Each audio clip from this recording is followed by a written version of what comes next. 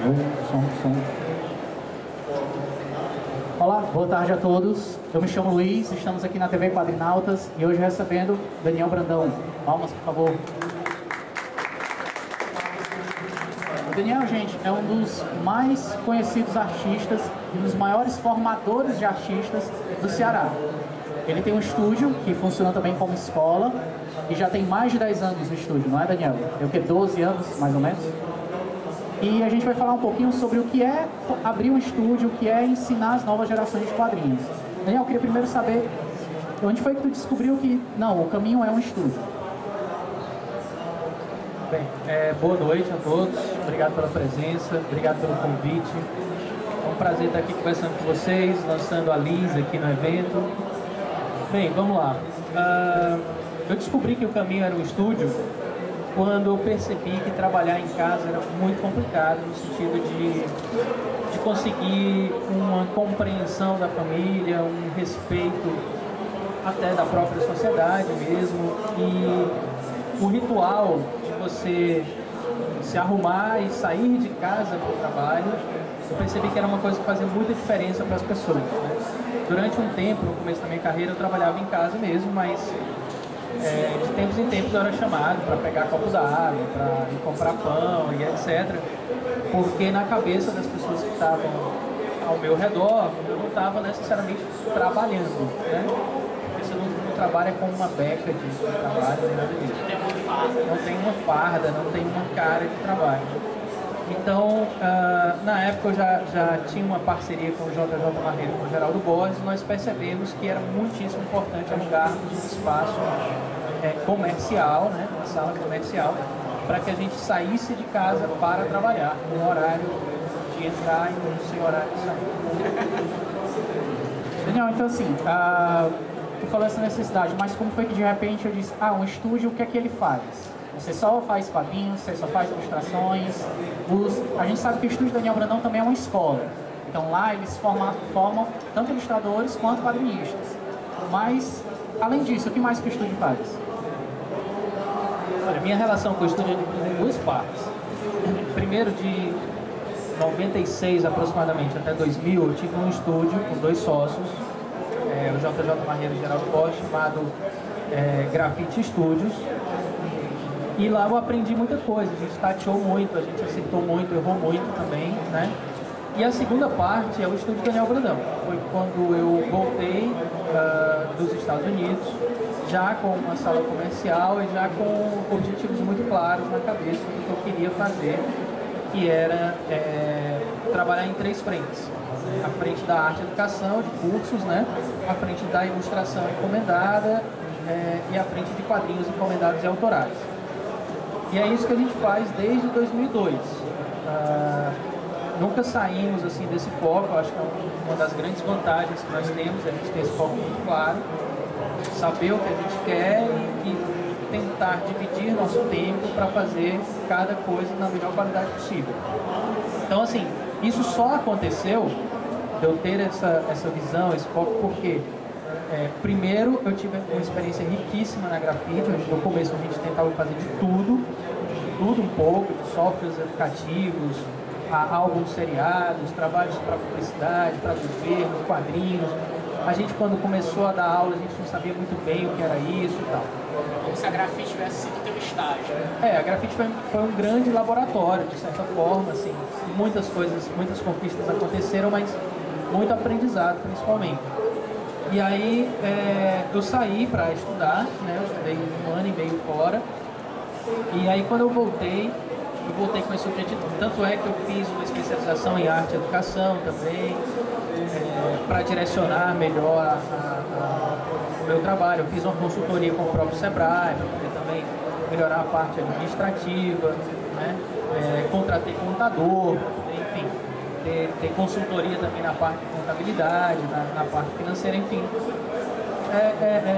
Trabalhar com o estúdio não é só você sentar numa mesa de desenho e produzir arte, não, né?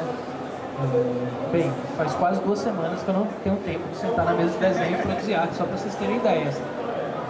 Tem momentos mais aperreados do que outros, né? Mas é basicamente isso. Eu me preparei melhor para abrir o Instituto Grandão. Também acho que nesses 12 anos devo ter errado algumas coisas, óbvio, aprendi muitas coisas também. Mas eu acho que hoje a gente está num patamar bem legal, bem estável. Falou que passou um tempo nos Estados Unidos, passou tempo na Jacobin School, tanto estudando lá, mas também fazia trabalhos. Os trabalhos que tu pegou lá e a visão de como os americanos têm de quadrinhos, de trabalhar com arte, isso te influenciou no que tu fez aqui? Ou tu disse, não, lá eles têm um formato, eu não tenho como adaptar esse formato para cá, vou ter que criar um novo formato. Como é que foi isso? Existiu essa diferença? Boa pergunta, meu cara. Bem, é o seguinte, não tem como transcrever, digamos assim, ou trazer ipsilíteres como é o ritmo de trabalho americano para cá. Porque o mercado brasileiro ele é diferente, né? Ele não, infelizmente ou infelizmente, eu não sei, ele não tem muito espaço, muita oportunidade para você ter aquele trabalho mais estável com quadrinhos em que você faz uma página por dia naquele ritmo meio maluco, mas que você tem edições para fazer todo mês, edições numa editora relativamente fixa, com número de páginas fixas e tal. Aqui não é bem assim, né? Aqui você tem que cavar espaço, você tem que criar oportunidades. Existe também a possibilidade de você trabalhar lá para o mercado deles, mas existe também o mercado local, existe o mercado nacional, que não dá para a gente fechar as portas. Eu tenho projetos em todas essas áreas. Então, o que aconteceu não foi uma transcrição, aconteceu uma adaptação mesmo ao nosso mercado local. Mas muito que eu vivi lá, muito que eu aprendi lá em termos de profissionalismo, de cumprimento de prazos, de postura profissional, de como se portar perante o outro, eu trouxe para cá e procuro aprender e aprimorar cada vez mais essa área. Assim. Meio que resumindo assim essa fala, eu costumo falar para muita gente isso, para muitos alunos, muitas pessoas que me escutam e tal, que talentos na área de ilustração e na área de histórias em quadrinhos, eu acho que o Ceará tem muitos talentos. Tem muita gente que sabe desenhar muito bem, tem muita gente que sabe fazer quadrinhos muito bons. Mas eu acho que infelizmente não tem tanta gente assim que consiga compreender as outras esferas que permeiam essa profissão, né? Que é saber se comunicar, que é saber vender o próprio trabalho, que é saber se portar perante a um outro artista, a um editor, a um público, saber a parte administrativa mesmo, como é que eu publico isso, como é que eu chego a um editor, como é que eu produzo um projeto para um edital, para uma editora, né? Como é que eu chego ao Sebrae, como é que eu vou apresentar o meu projeto na rodada de negócios, enfim, tudo isso é importante. E eu acho que com a internet, com a comunicação, as pessoas têm cada vez mais acesso a isso. E eu acho que esse problema tende a diminuir, mas que eu acho que ele ainda existe. Assim. Às vezes eu preciso terceirizar trabalhos ou indicar profissionais, eu sinto uma certa dificuldade de achar profissionais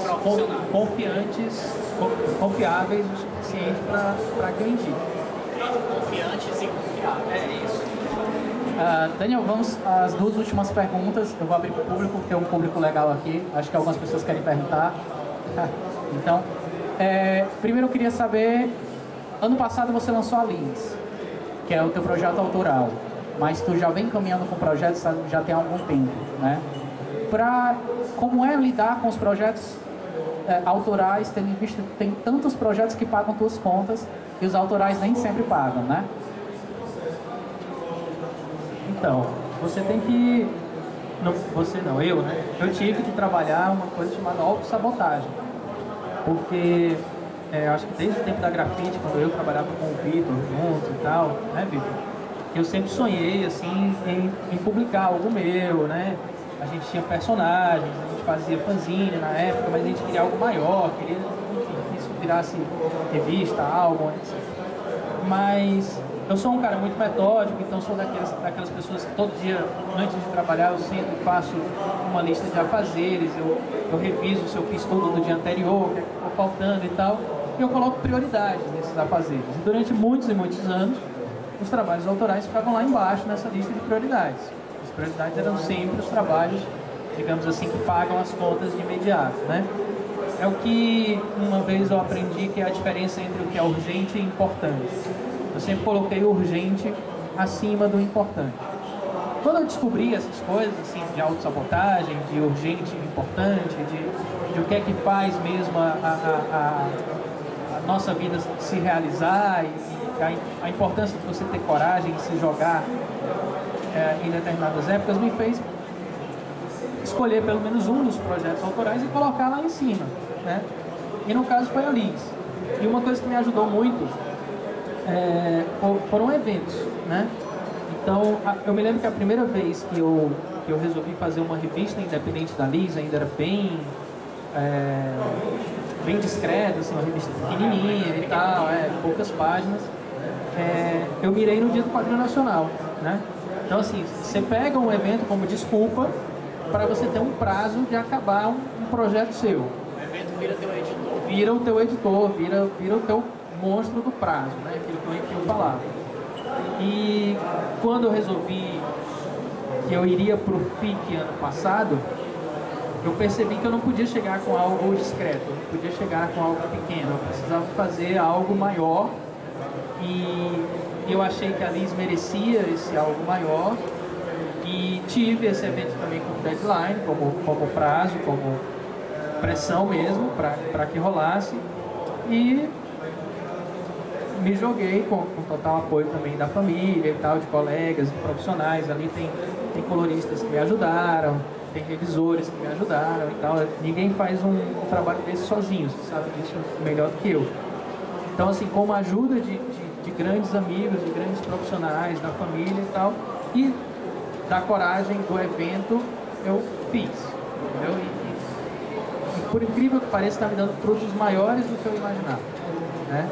Eu não tinha noção do que está acontecendo, assim, quando eu lancei em 2013. Eu não imaginava que ia chegar nessa magnitude.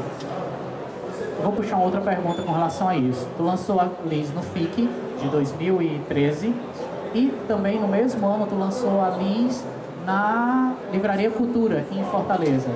Nos dois lugares, a gente teve pelo menos na Livraria Cultura teve um bom público. Qual desses dois públicos você acha que melhor recebeu a Liz? Foi o público local, cearense, ou foi o público de Belo Horizonte, que na verdade era o público de Belo Horizonte, de São Paulo, de Rio Grande do Sul, que era de várias outras cidades? Nos dois lugares ela esgotou, né? Como é pesado levar esses exemplares para Belo Horizonte, eu levei 60 exemplares para lá, né? Um número pequeno, mas esgotou. Para um cara que não tem tanto nome assim, uma concorrência enorme, uma quantidade de estantes gigantescas.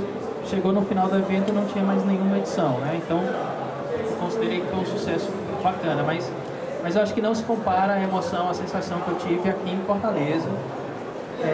A Liz foi lançada junto com o projeto seu e do Rino, né, dos 40 anos do Capitão Rapadura, que eu também fiz parte, e teve um público absurdo. E assim, basta dizer que no mesmo dia, no mesmo horário, a Thalita Rebouças estava lançando um livro, autografando um livro dela também na Cultura, e não tinha ninguém lá com ela, né? Tava todo ela mundo. É uma autora de renome nacional.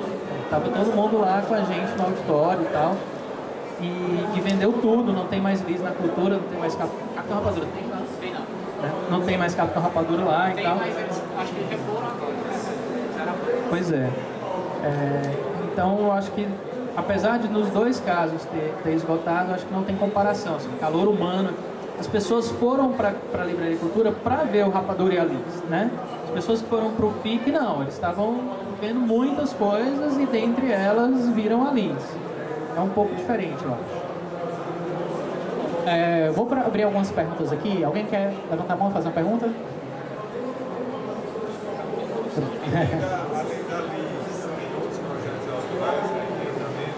Além da Liz, o que é que tu está trabalhando autoral? Legal, cara. Tem um si, Vitor. O primeiro personagem que eu criei na minha vida, o Pantherman, né? Ele mudou o nome, mudou a cara, mudou a história. Hoje chama-se Cariauara. E eu escrevi uma história de 46 páginas, contando toda a história dele. E ela foi desenhada por um grande parceiro chamado Ronaldo Mendes. Essa história está toda pronta, né? em busca de editores e financiamentos e tal. Eu acho que é o meu projeto mais adiantado, assim, em termos autorais, porque justamente a história está 100% pronta. Além disso, eu tenho alguns outros projetos. O mais significativo, assim, eu não vou poder falar muitas coisas, mas eu posso dizer algumas coisas legais. É um projeto em parceria com um cara que nem é profissionalmente um roteirista, ele é músico, chama-se Gabriel Aragão, ele é vocalista do Selvagens à Procura de Lei, que há mais ou menos uns 4 anos nós começamos esse projeto. A gente anda a passos lentos, porque ele mora em São Paulo e eu aqui, a gente se encontra relativamente pouco, mas ele está sempre andando, a gente acredita muito, é um projeto muito ambicioso mesmo, que eu não tenho uma previsão de lançamento, mas tenho desejos de previsão que eu infelizmente não vou poder falar, porque vai que eu não cumpro, né? Aí não dá certo. Mas tem, cara, coisas bem legais. Além de outros álbuns da Liz e tal. E tem mais perguntas?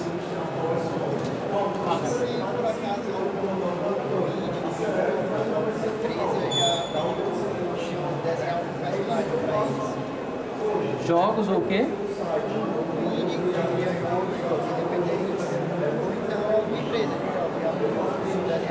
De jogos, né? Cara, não, os jogos é uma área que eu acho que eu não trabalhei ainda, assim, não que eu me lembre. Eu não tenho uma memória muito boa, e eu trabalhei em muitas coisas, né? Mas eu não me lembro de ter trabalhado em jogos, a não ser no comecinho da minha carreira, quando a Grafite, a empresa que eu fazia parte, a gente produzia jogos educativos. Mas não foi uma encomenda, né? Eram produtos que nós fazíamos e vendíamos para o governo e etc, né? Para escolas e tal. Mas durou muito pouco esse período, durou talvez 1 ano, e de lá para cá eu acho que nunca mais eu enveredei por essa área, não. Eu trabalho realmente mais na área editorial, publicitária, né? Educacional, com ilustração e histórias em quadrinhos. Basicamente isso. E mais? Só mais um detalhe. Que tem uma coisa que eu tenho que tomar sempre muito cuidado. Numa das respostas que eu dei para ele, que eu falei de foco, a gente tinha 3 focos lá na empresa, não sei se você já estava aqui, mas uma das tentações que a gente que trabalha com isso tem muito, e a gente tem que se controlar, é de querer fazer tudo, né? E às vezes é sábio você saber dizer não para algumas coisas, para você manter o seu foco, você saber o que você realmente é bom e tal. Então, por exemplo, eu não trabalho com animação, entendeu? Não faço retrato de ninguém. Tem algumas coisas que eu sei que eu não faço. Isso para mim é tão importante quanto saber o que eu faço, entendeu? Saber o que eu não faço.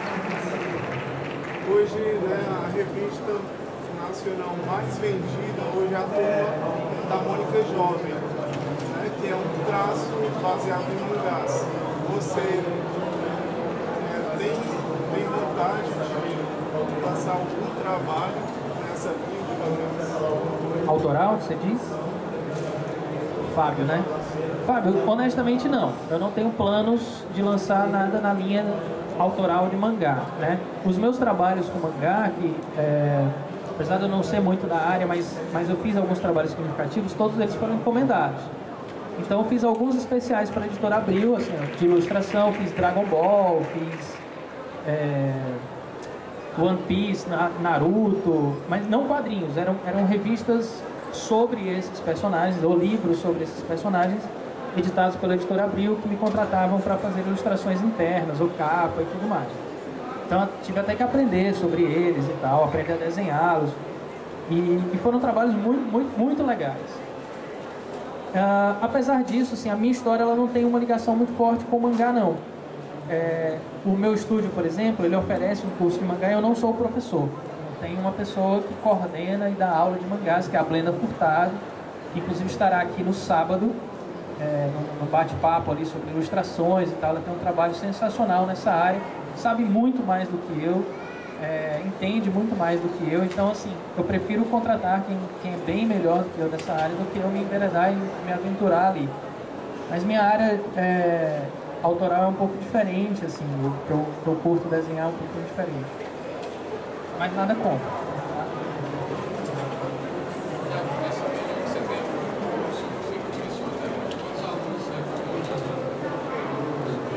Cara, assim, nunca parei para calcular exatamente um número, né? Mas a gente tem em média 60 alunos por semestre, né? E o curso ele tem 12 anos.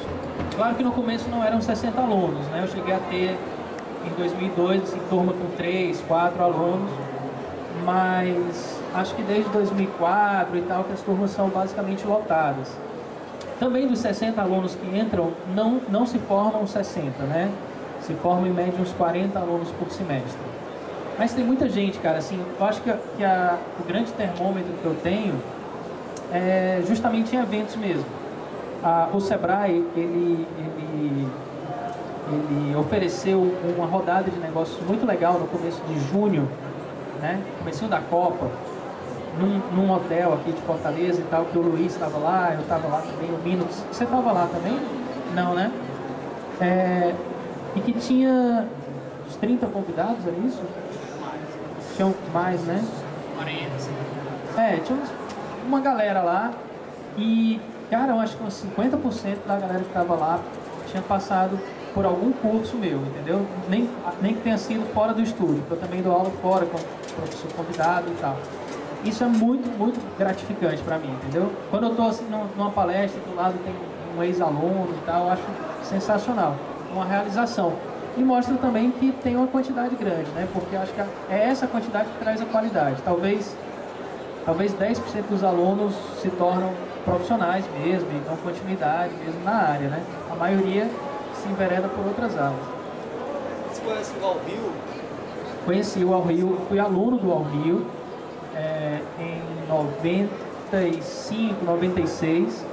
Foi lá no curso do Al Rio que eu conheci o Geraldo Borges, por sinal. E o Al Rio, ele eu considero um dos 3 pilares responsáveis pelo meu início profissional. Primeiro, meus pais, né? Enfim, seguraram minha barra, assim, não me internaram no manicômio quando eu disse que queria fazer quadrinhos. Segundo, o Mino, quem deu minha primeira oportunidade profissional. E o Al Rio, quem me deu o primeiro espaço para trabalhar fora de casa. O Al Rio mal conhecia a gente quando cedeu o espaço do curso dele, do estúdio dele, para 3 desconhecidos, eu, JJ e Geraldo, trabalharmos lá sem ele estar presente. Ele deu a chave para a gente, assim. Então isso foi um exemplo de generosidade que eu nunca esqueci, que sempre agradeci a ele, sempre coloquei isso no meu histórico, enfim. Vou levar isso para sempre. Eu tenho uma relação de gratidão imensa com ele. E de fã também, né? Sempre foi muito fã. Pessoal, vamos a uma última pergunta, porque senão o Daniel passa a noite aqui. Alguém tem mais alguma? Pois, Daniel, eu queria só que você dissesse as últimas palavras. Gostaria que você queria te agradecer, obrigado por ter vindo. Mais uma vez, talvez eu te convido para as coisas, toda vez que vem. Então, muito obrigado por essa consideração e essa amizade. E obrigado por ter vindo. A Liz é um sucesso, o trabalho é magnífico. Eu queria até puxar a fala do João, tipo assim, eu acho que umas 2 ou 3 gerações depois de vocês foram formadas basicamente pela Grafite e pelo estúdio Daniel Brandão. E pela oficina de quadrinhos, é verdade. Então, assim, é mais do que importante para os artistas de quadrinhos cearenses a força que o estúdio tem, a força que a oficina tem, porque eles são os nossos polos formadores. A gente só tem a agradecer tudo isso, que um dos nossos grandes professores é um grande profissional. Muito obrigado, fico muito feliz, mas assim, a gente precisa falar algumas coisas que eu acho muito legais que estão acontecendo. Assim. Primeiro, os quadrinhos terem um espaço desse, numa feira do empreendedor, a gente ter contato com um público diferente, um público que não é tão hermético, né? A gente não está falando diretamente apenas com nerds, com geeks, isso é muito enriquecedor e há 10, 15 anos atrás ninguém imaginava que a gente conseguir isso. Sobre espaços de formação, eu acho que hoje existe uma quantidade de opções muito bacanas. Assim. A oficina de quadrinhos está firme e forte, o meu estúdio está firme e forte, existe um espaço de formação na Gibiteca de Fortaleza, existe espaço de formação no Porto Iracema das Artes, na Unifor, no Cuca, né? Alguns gratuitos, outros pagos, o que democratiza bastante o acesso das pessoas a quadrinhos, a linguagem dos quadrinhos, a possibilidade de se expressar em quadrinhos, né?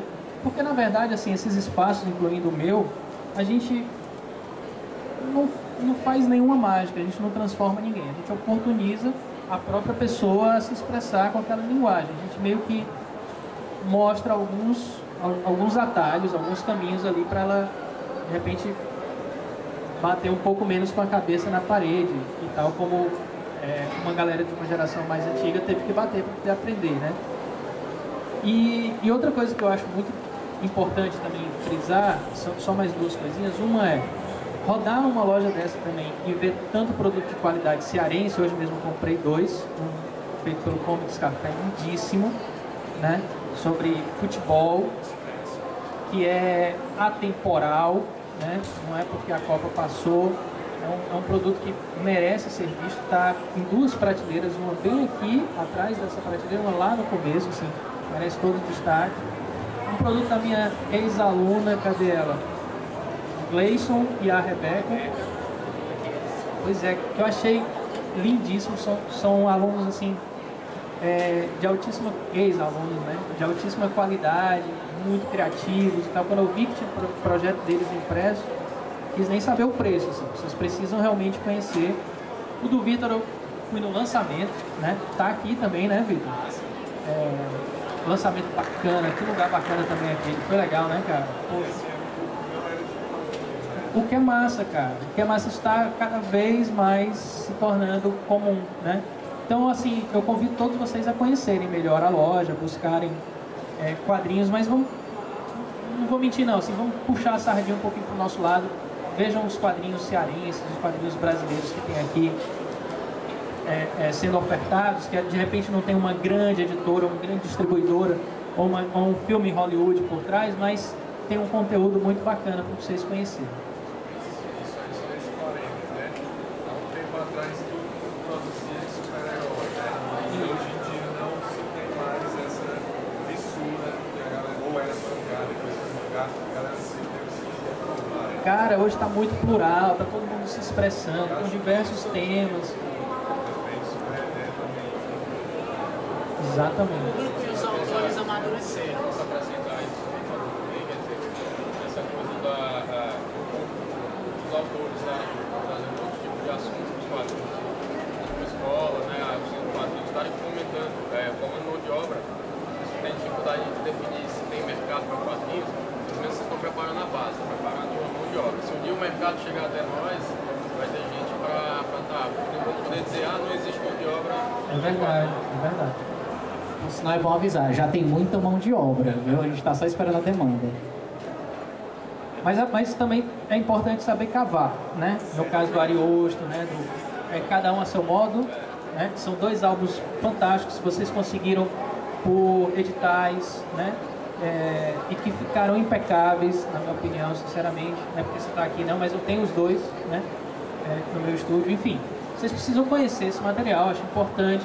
Que bom que vocês estão aqui ouvindo isso, que bom que vocês estão com essa possibilidade de conhecer esse material. E também convidar os profissionais para virem amanhã à tarde aqui de novo. Eu estarei aqui avaliando portfólios de ilustração, de histórias em quadrinhos, orientando, dando dicas, enfim, quem quiser ouvir o que eu tenho a dizer, assim, de uma maneira um pouco mais particular, então venha amanhã à tarde, eu vou estar aqui à disposição do stand justamente para isso. Vai ser a partir de 16, chegam 16 horas, que aí não tem perigo de vocês perderem, tá legal? Tá fixado lá na frente. Bem, então, obrigado, Daniel, novamente. Obrigado a esse público maravilhoso. Acompanhe esse vídeo no dia seguinte, lá na página do Quadrinautas, facebook.com/Quadrinautas de Biteria Modelo. E até a próxima, pessoal.